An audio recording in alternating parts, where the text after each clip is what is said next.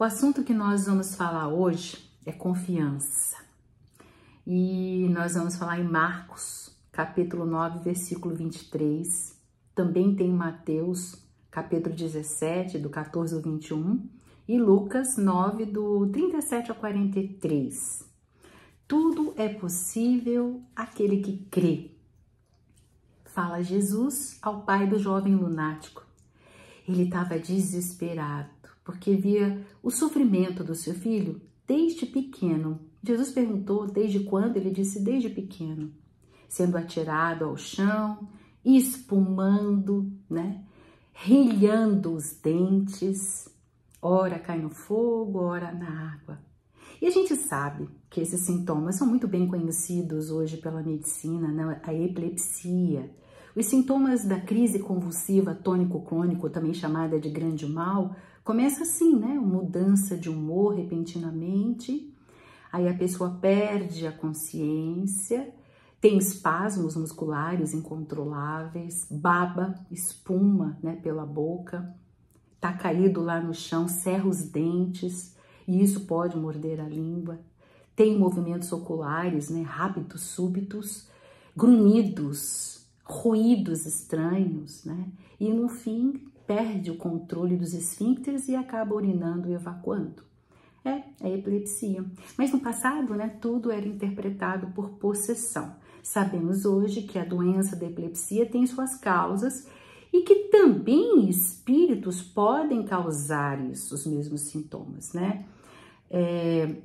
A diferença vai estar lá na ressonância magnética, Mas no caso do jovem possesso, do jovem lunático também, da mesma maneira, como é chamado essa passagem, realmente tinha um obsessor e também tinha as lesões cerebrais, Mas o mais importante, Jesus consegue expulsar, o obsessor, inclusive o pai disse que seus discípulos não conseguiram, Então, mas o mais interessante de tudo isso, gente, é o jovem, o pai do jovem respondendo à frase que Jesus disse: se podes crer, tudo é possível àquele que crê.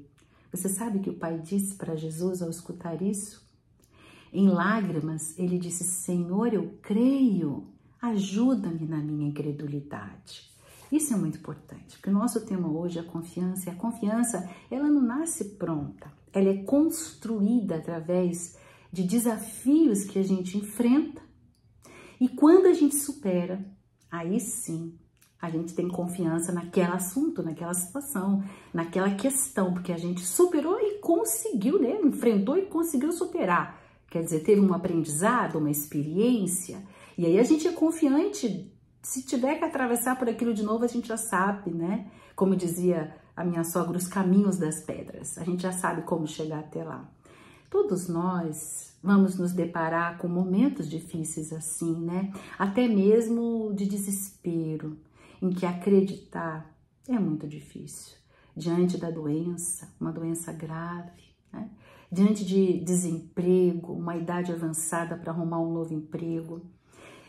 Hoje os empregos estão demandando conhecimentos que muitas pessoas com a idade mais avançada têm dificuldade de aprender. Então, tantas coisas que a gente pode imaginar, tanta situação difícil, E como que a gente consegue atravessar com confiança, não com as circunstâncias, mas nas circunstâncias. Como a gente está contente nessas situações, firmes, que tudo vai dar certo positivamente, em alguns momentos não é tão simples assim. Como que a gente pode fazer com os inúmeros infortúnios que nós atravessamos aí no nosso dia a dia? Por isso que hoje nós estamos aqui reunidos para despertar a confiança. Um tema bastante interessante, finalizando aí o ano de 2024, hoje é dia 8 de dezembro, E a gente faz recapitulação das coisas que aconteceram durante esse ano. E aí a gente pensa, tudo é possível àquele que crê. E é verdade. No livro Em Torno do Mestre, Vinícius, ele fala para a gente olhar com o olhar da razão. Não só da emoção, mas da razão. Ele diz assim, se nós olharmos com razão, poderemos perceber, abre aspas, que a natureza íntima do homem é crer. Interessante isso, né? Ele diz assim que tudo que a humanidade tem produzido de grande e bom é obra do acreditar, é obra da fé.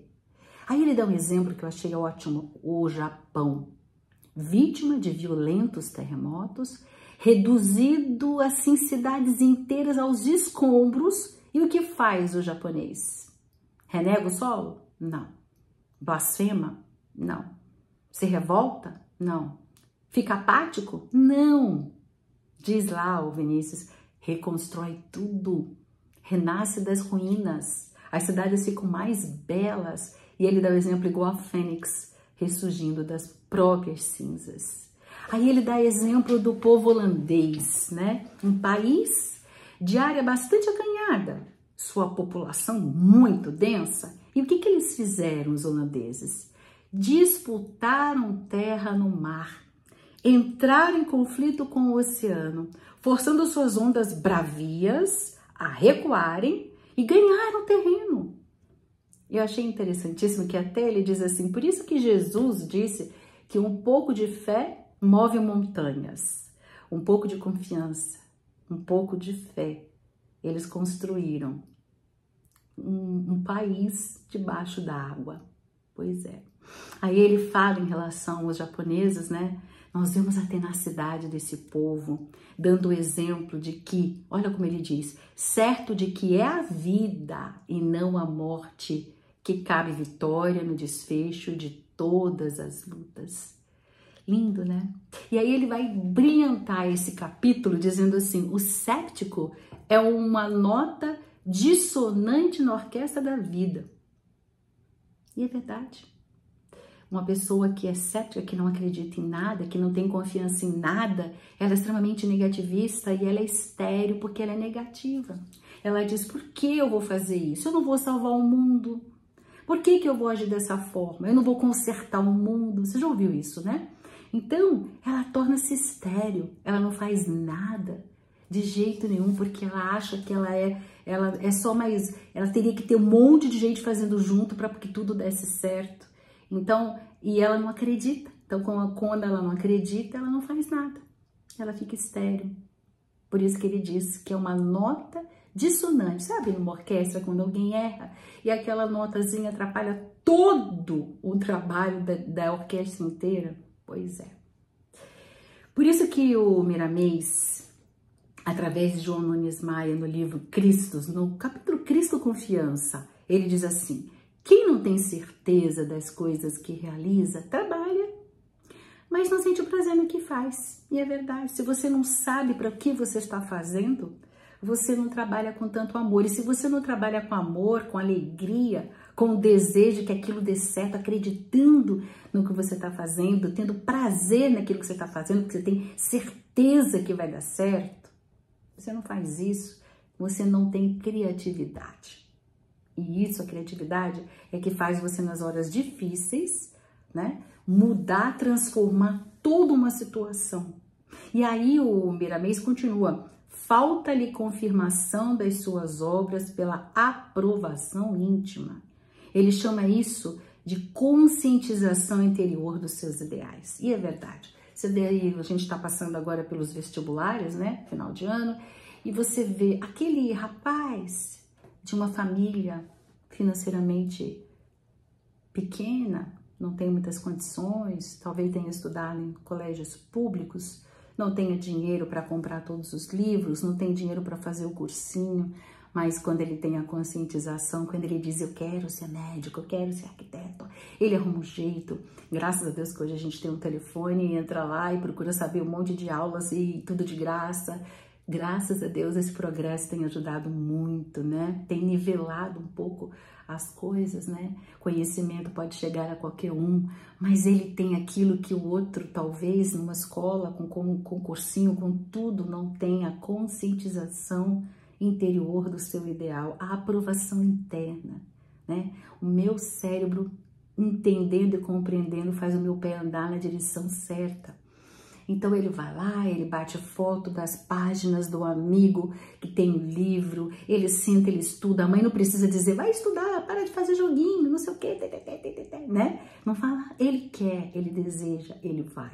Ele não se sente sobrecarregado, ele não se sente sacrificado, ele tem um desejo, ele tem a conscientização interna.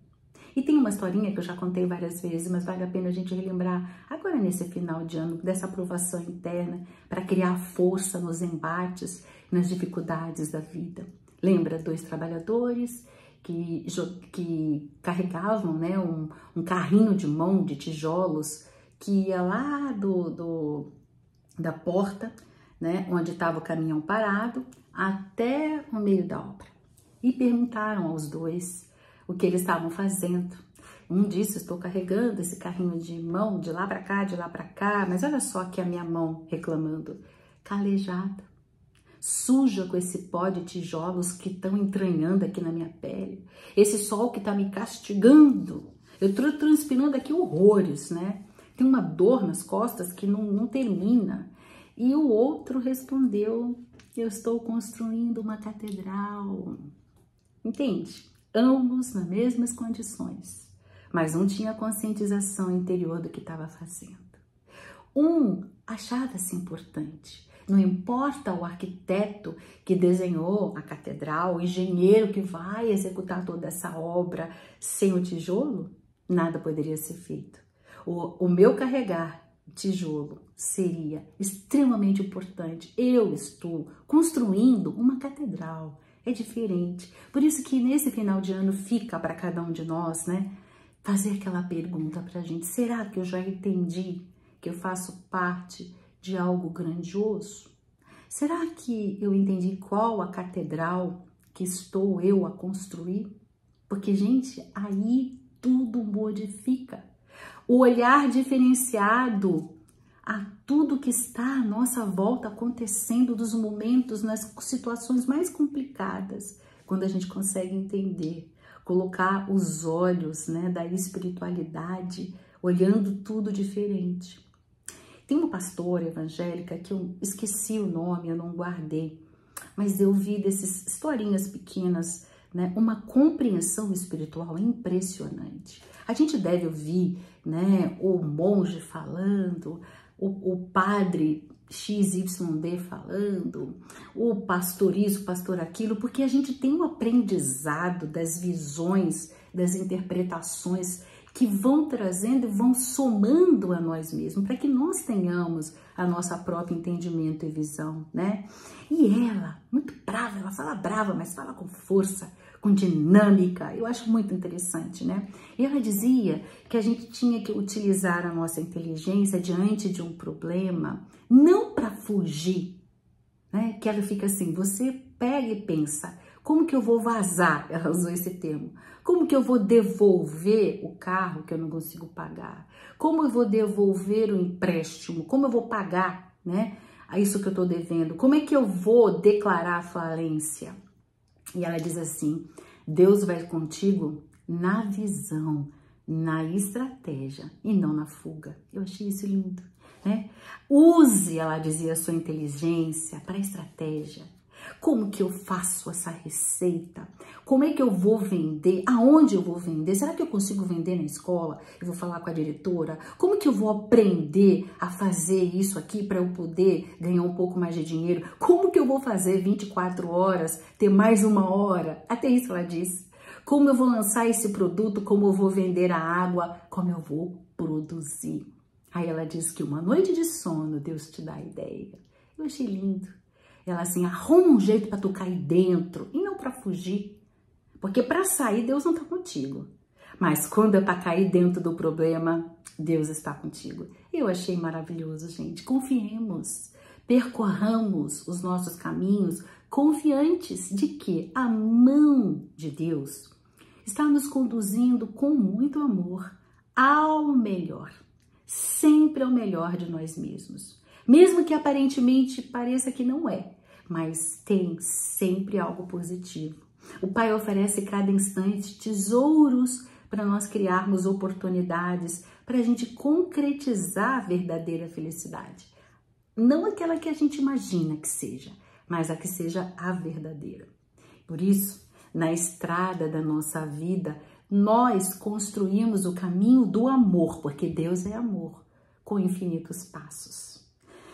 Mas muitos passos nós temos escolhidos de maneira que desviamos os olhos do nosso objetivo maior. Desviamos os olhos de Deus. E diz, né, o Emmanuel, através do Chico, no livro Pão Nosso, ele diz, nós colocamos o mais depois de Jesus. E isso faz com que a gente se situe na indecisão, na ociosidade. Lembra? Negativismo, a gente fica cético, estéril, né? Na indiferença, na descrença. Então ele diz assim, abre aspas, assim conselha Jesus, mas não posso fazê-lo. Percebem? Nós começamos a colocar, diz Emmanuel, o nosso pensamento nas próprias limitações. Nós paramos aí. Aí ele continua, dando outros exemplos. Eu não descreio da bondade de Jesus, mas não tenho forças para o trabalho cristão. E aí a gente dá os desculpinhas, né? Eu tô idoso, eu não tenho condições mais. E aí eu me lembro daquele idoso que passaram também aí, ele aprendendo crochê com a filha, porque ele queria fazer sapatinhos para as mães que estavam, né, mães carentes que iam ter seus filhos. Então ele aprendeu a touquinha, aprendeu o sapatinho, luvinha, uma pessoa idosa, né? Aí eu me lembro daquele moço que estava acamado, o enfermeiro estava fazendo a sua higiene, trocando o lençol, cuidando dele, e ele percebe que o enfermeiro estava com um olhar muito triste, preocupado, e ele pergunta o que aconteceu. E aí ele oferece um ouvido acolhedor, um ouvido amoroso, doce, né? Um conselho. Percebem? Em tantas situações nós podemos servir, em tantas situações nós podemos, né, ajudar, mas a gente faz assim, mas eu não tenho força para.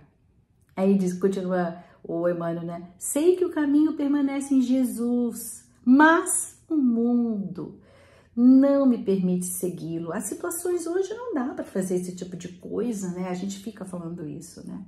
E aí o que acontece, gente? Chegamos todos sempre ao mesmo entendimento. Quem não quer mudar para não sofrer, acaba sofrendo muito para mudar. Todos nós, mais cedo ou mais tarde, aprendemos que as nossas escolhas dependem daquilo que povoa a nossa mente, né? Como é que está o banco de dados? Teu banco de memória? O disco rígido? Com que programas você tem permitido colocar no seu disco rígido para acessar no momento da dificuldade, hein? O que nós deixamos programar nas nossas mentes, nas mentes dos nossos filhos? Horas de TV? Desenhos, filmes, seriados, noticiários, iPhones, internets, cuidado. Inteligências manipulam a fraqueza da humanidade. Sabe aquelas mensagens subliminares, né? Que vem o refrigerante por poucos segundos, mostrando o rótulo. E aí quando você chega no supermercado, você só vê aquele rótulo. São mentes que sabem manipular. Cuidado que às vezes explicações... Tem muitas teorias psicológicas, né? Tem muitos entendimentos e compreensões e a gente pode se deixar levar. Eu só deixo um pensamento, né? Quando começa a viralizar certas coisas que acontecem por aí, como que Jesus agiria? Simples assim.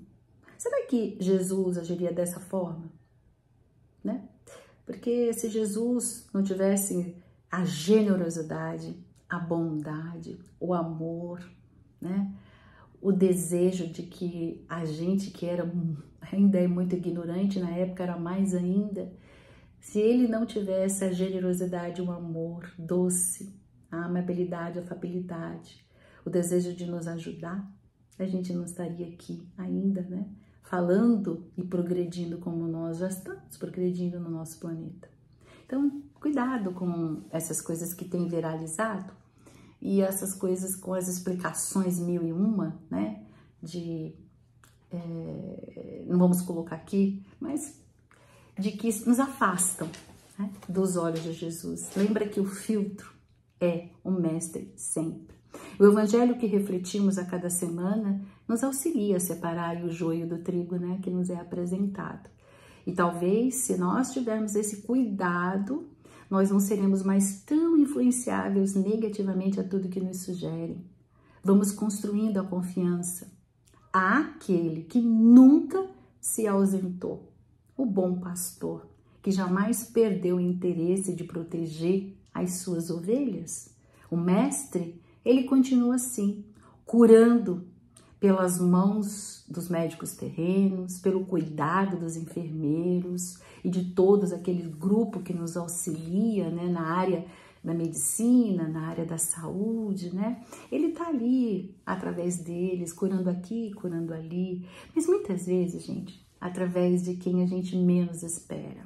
Ele pode se tornar presente quando nós recebemos de alguém a tolerância quando a gente está intolerante, a indulgência, a doçura quando a gente está amargo, alguém que é companheiro quando a gente está isolado ou quando a gente quer se isolar, alguém que é afável quando a gente é briguento, alguém que é brando quando a gente está desesperado, irritado, né? Alguém que é manso, pacífico quando a gente se encontra, né, grosseiro e rude.